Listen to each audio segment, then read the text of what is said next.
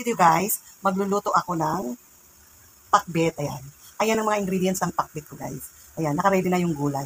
Magluluto ako ng pakbet kasi paborito namin ang pakbet at from now on, dapat more on gulay. Kaya ayan guys, so kung makikita mo, ayan, naka-ready na yung mga gulay ko. Kaya ayan, magluluto tayo ng gulay. Tara guys, magluto tayo ng gulay. At ayan na nga ang ating onion, garlic, at saka luya, at saka yung mga halo-halong gulay na ilalagay natin mamaya. Ayan, tayin lang natin lumambot yung pork. Yan. Palambutin lang natin ang pork. Yan. Yan. Lambutin lang natin. Pag lambot na yan, saka na tayo mag-umpisa mag-isa. Guys. Now guys, mag-start na tayo magluto. Palambutin muna natin ang pork. Palambutin muna natin. Ayan. Lagyan natin ng water. Kunting water para lumambot ang pork. At paglambot niya, saka na natin ilalagay yung mga dapat ilagay. Yan. Hayaan muna natin siyang lumambot ang pork guys. At ayun nga guys, nag-brown na siya. Nag-brown ng ating pork. Ayan, mahirap mag-video. Nag-brown ang ating pork. So, dahil brown ang ating pork, lagay na natin sa isang tabi. Isang tag ang pork. Ayan. Brown na siya at nagmamantika na rin. Sabi nga nila, lutuin natin sila sa sariling mantika. Ayan, may ganyan ng pakbits. Pakbits guys, pakbits. Lutuin natin ang pakbits. Medyo brown pa natin ng konti. Brown pa natin ng konti. Brown pa natin ng konti para lumabas talaga ang mantiks. Masayaw ang kawali ko.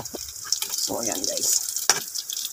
Dahil brown na ang pork natin, ilagay na natin ang garlic. Ayan. Ilagay na natin ang garlic. Tapos medyo brown natin ang garlic. Tapos, pag brown na ang garlic, ayan. Medyo mabango na, ang bango na. Isunod na rin natin ang onion. Sunod natin ang onion. Sunod natin ang onion. Tapos, medyo pa-brown din natin. Dahil nandiyan na ang onion, isabay na rin natin ang luya. Ayan. Isabay na natin ang luya. Ayan. Medyo pa-brown lang natin.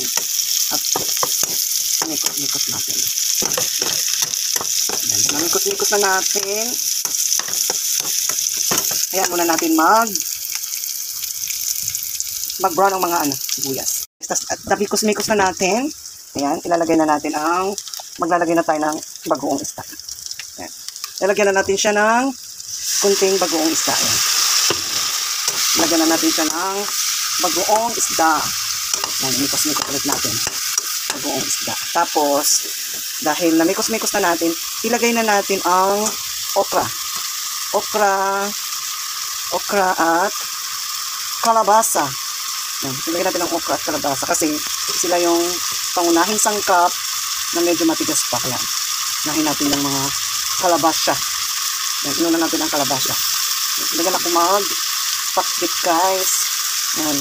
Sinunod na natin yan. Dahil yan ang matagal luto. Mix lang natin para magkalasa. Ayan. Tapos, ayan. Lagyan natin siya ng water. Ayan, water. Ayan. Yaan muna natin siyang kumulo-kulo. Ayan. Pakuluin muna natin sila hanggang sa lumambot. Ayan, tatakpan natin. Na ang okra at saka kalabasa. So, isunod naman natin to next. Yan ang isunod natin next. Ayan. Ay, naku po, may kalabasa pa pala sa ilalim. My God. Ayan, naiwan yung kalabasang iba. Sige lang, okay lang.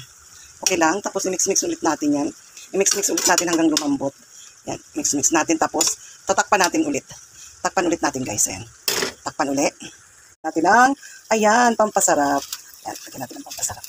Ayan, guys. Ayan. Tapos niyan, i-mix lang natin. Tapos na. Ayan, tapos na. Ayan. Mix lang. Ayan. Kitang-kita na. Maluluto na. Ayan, no? Sarap. Tayo. Ayan. Ayan. Malapit na maluto yan. Ayan, maya-maya lang kakain na tayo. This product ng ating pakbet. Ayan. Ayan, kain na tayo. Wow, mukhang masarap. Let's eat. Ayan guys, ayan. Sarap-sarap po. May pork, may kompleto yan. Ayan, kain na tayo. Yan ang finished product ng aking pakbet.